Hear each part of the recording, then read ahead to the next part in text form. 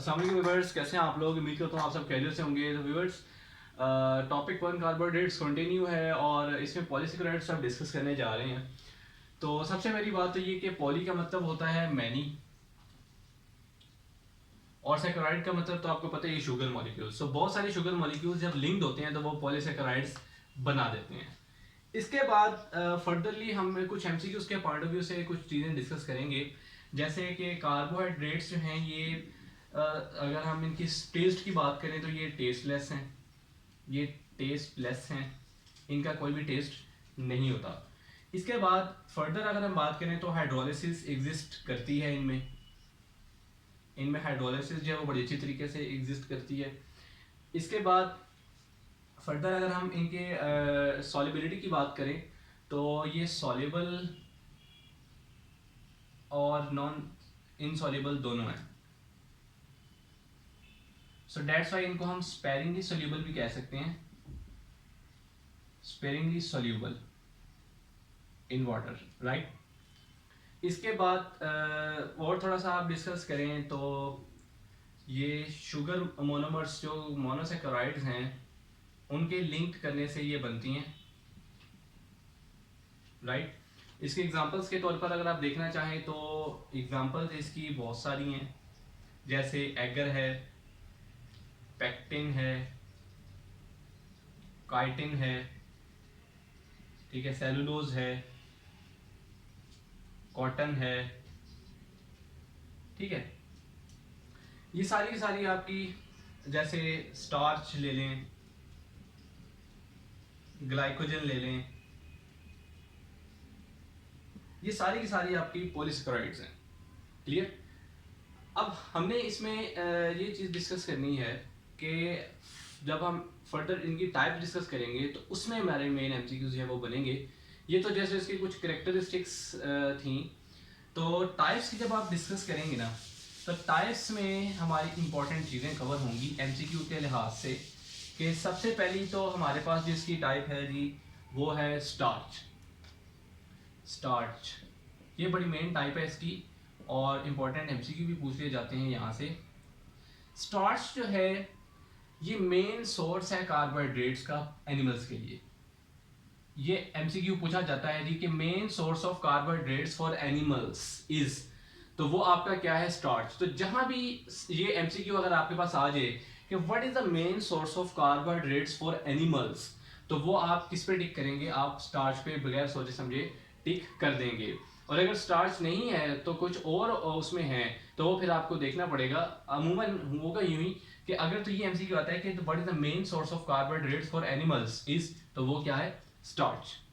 इसके बाद नेक्स्ट जब आप आगे मूव करेंगे तो स्टार्च जो है इसकी आपके पास टू टाइप्स होती हैं, जिसमें एक है अमाइलोस, एक इसकी है जी अमाइलोस और दूसरी इसकी जो टाइप है वो है अमाइलोपेक्टिन। तो एक इसकी टाइप हमारे पास होगी जी अमाइलोस और दूसरी इसकी होगी अमाइलोपेक्टिन। अब हम ये देखेंगे कि अमाइलोस और अमाइलोपेक्टिन जो है वो किस लिहाज से एक दूसरे से वेरी कर रही हैं और इसमें जो लिंकेज है वो किस तरीके से होती है। क्योंकि ऑलरेडी अगर मैंने यहाँ बात की पॉलीसेकेराइड्स की, तो पॉलीसेकेराइड्स जो हैं इनमें ब्रांच्ड ये बेसिकली ज्यादातर होते हैं, ब्रांच्ड लिंकेज भी इनमें जो एग्जिस्ट करती है, लेकिन अनब्रांच्ड भी होती है। अब वो देख लेते हैं किस तरीके से। कि अगर आप अमाइलोस की बात करें तो अमाइलोस जो है ये अनब्रांच्ड है, right. Amylose are unbranched while amylopectins are branched, यानी ये ब्रांच्ड है और अमाइलोस जो है ये अनब्रांच्ड है।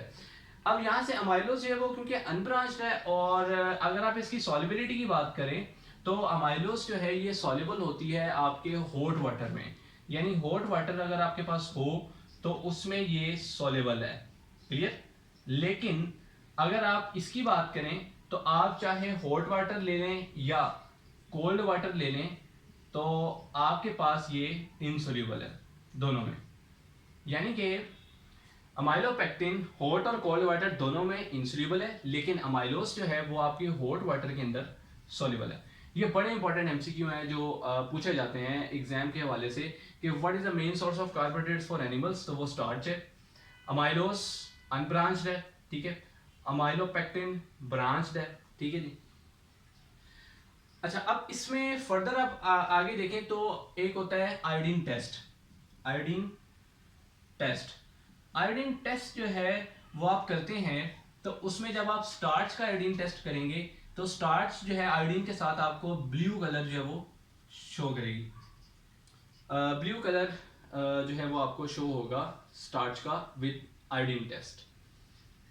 इसके बाद स्टार्च आपके पास नेचुरली कहाँ कहाँ एग्जिस्ट कर रही है, जैसे आपके राइस हैं, ये प्योर स्टार्च है, इसमें आपका जो वीट है इसमें स्टार्च है, ठीक है। इसके अलावा आपकी जो ब्रेड है उसमें भी स्टार्च है, क्लियर। तो स्टार्च जब आपके डिफरेंट आपकी जो फूड है उसमें एग्जिस्ट कर रही है, और ये एक प्राइमरी सोर्स भी है। आप अक्सर नोट करते होंगे कि जब आप राइस खाते हैं ना, राइस खाते हैं, स्टार्च जो है ये इतनी शुगरी नहीं होती।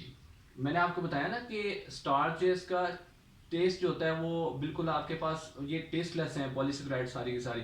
तो स्टार्च इज आल्सो पॉलीसेकेराइड, तो वो भी टेस्टलेस है। लेकिन जब आप राइस खाएं तो आपको थोड़ी थोड़ी शुगर फील होती है। उसकी वजह क्या है? एक्चुअली प्रॉब्लम ये है कि जब भी आप राइस खाते हैं तो वहां पर ही आपके जो एंजाइम सिक्रीट होते हैं, आपका जो सलाइवा बनता है, वहां पर स्टार्च की डाइजेशन होती है थोड़ी बहुत।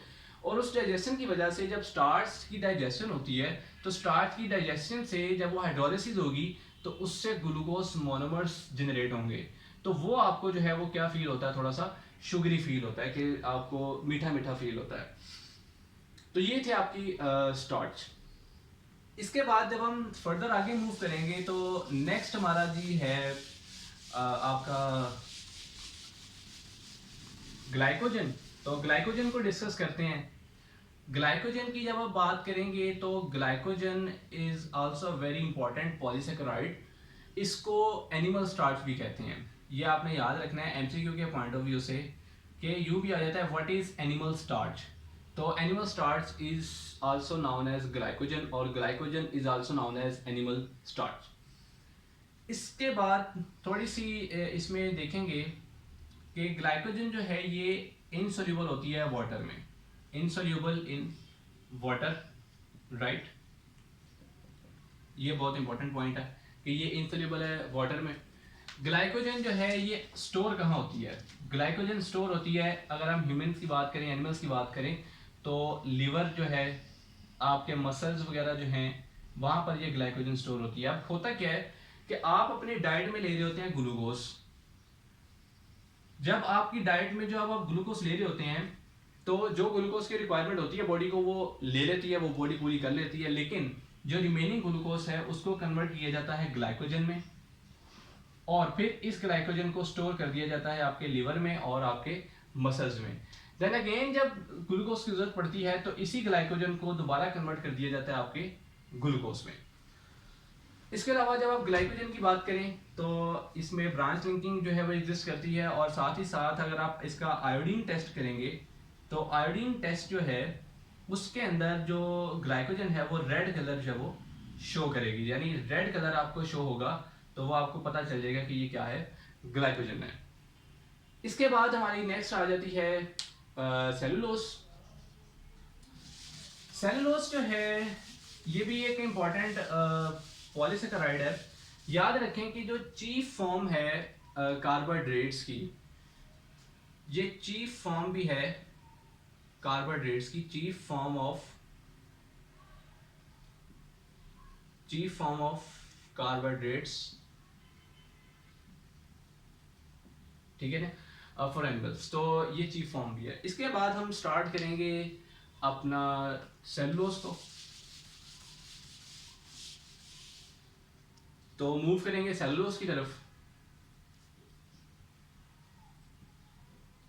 ओके जी, सेलुलोज जो है ये प्लांट्स के अंदर एग्जिस्ट करती है, इसको प्लांट्स स्टार्च भी कहते हैं, ठीक है जी।